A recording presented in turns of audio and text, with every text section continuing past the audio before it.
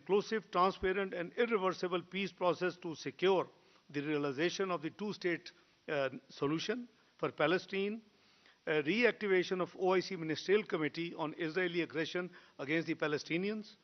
Pakistan offered to assist the committee's efforts, and also stoppage of all Israeli settlements in occupied Palestinian territories and relinquishment of all usurped Palestinian properties.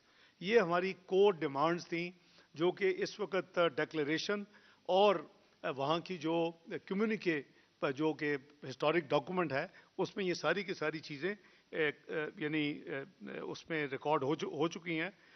Kashmir کے اوپر بھی اور ہم نے یہ بھی کہا کہ جی اس وقت تک مڈل ایسٹ میں امن قائم نہیں ہوگا، جو میری تقریر تھی سمٹ میں پاکستان کی نمائندگی کرتے ہوئے، جب تک ایک پیلسٹین اور کا ایشو جو ہے وہ حل نہیں ہوگا، جب تک یہ ایک انڈیپینڈنٹ ایک اسٹیٹ کے طور پہ اس کو دل سے تسلیم نہیں کیا جائے گا، جب تک 1967 جو ہے 67 کے جو باؤنڈریز تھی اس کے حوالے سے یہ پیلسٹین واپس نہیں ہوگا اور القدس شریف جو ہے وہ اس کا کیپٹل نہیں ہوگا. یہ ہماری کور جو میسیجز تھے وہ یہ تھے.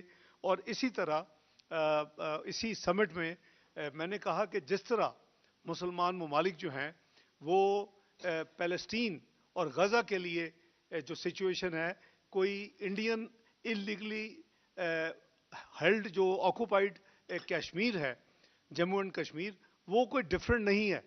وہاں جو کچھ ہو رہا ہے وہ بھی قریباً پیرلل ہے.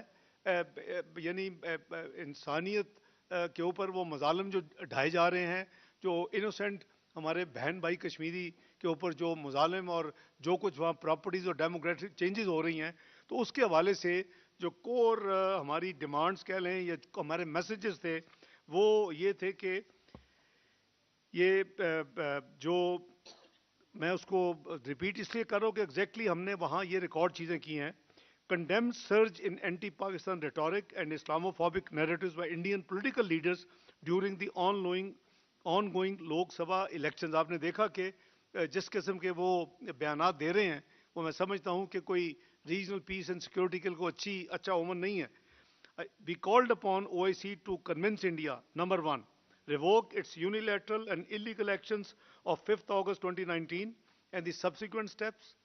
Number two, halt the ongoing human rights violations in the Jammu and Kashmir. Agla, release immediately the political prisoners, human rights defenders and dissenters, including Mr. Yasin Malik.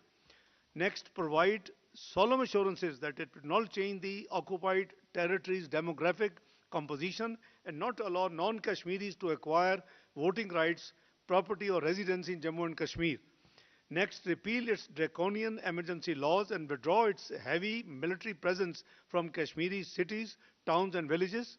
Second last, provide unhindered access to UN, OIC and international media to report on the situation in Indian illegally occupied Jammu and Kashmir.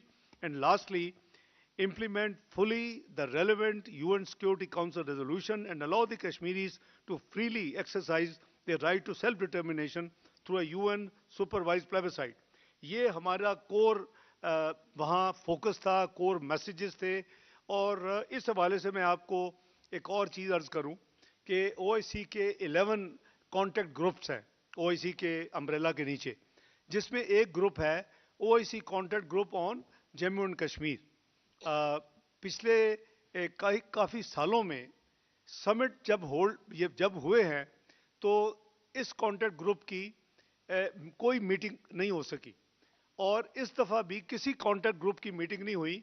لیکن الحمدللہ ہمارے delegation نے جو میری ذمہ داری تھی، ہم نے right from the first meeting with United اپنا او آئی سی سیکرٹری جنرل کے ساتھ یہ ٹیک اپ کیا کہ ہم یہ ریکویسٹ کرتے ہیں اور انسسٹ کرتے ہیں کہ سمٹ کے سائڈ لائن کے اوپر یہ O I C contact group Jammu and Kashmir کی میٹنگ ہونی چاہیے.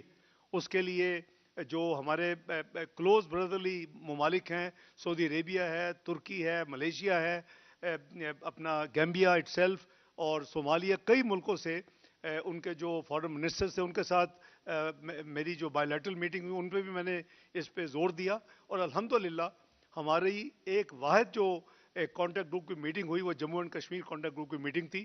اس میں جو اس کے ممبر ممالک ہیں انہوں نے اس کو اپنا اٹینڈ کیا. سعودی فارم منسٹر کی بڑی پریسنگ انگیجمنٹ تھی، اور ان کے ساتھ ان کے ڈپٹی منسٹر آئے تو ان کو انہوں نے اس صرف میٹنگ کے لیے چھوڑا، کیونکہ سمٹ کے اختتام کے نیکسٹ مارننگ یہ میٹنگ جس دن کنکلوڈنگ سیشن تھا، اور یہ میٹنگ کٹھی ایک ہی دن ہم نے فکس کروائی. تو الحمدللہ ایک جو ہماری ذمہ داری میں سمجھتا ہوں کہ جموں اینڈ کشمیر کے حوالے سے تھی، وہ ہم نے بھرپور طریقے کے ساتھ اپنی ذمہ داری قومی ذمہ داری نبھائی. جو میں نے عرض کیا کہ جو تیسرا میرا بحیثیت ایک مسلمان ممالک میں سے پاکستان ایک بہت ہی پرومیننٹ ملک ہے، اور اس کا ایک وزیر خارجہ ہونے کی حیثیت سے میں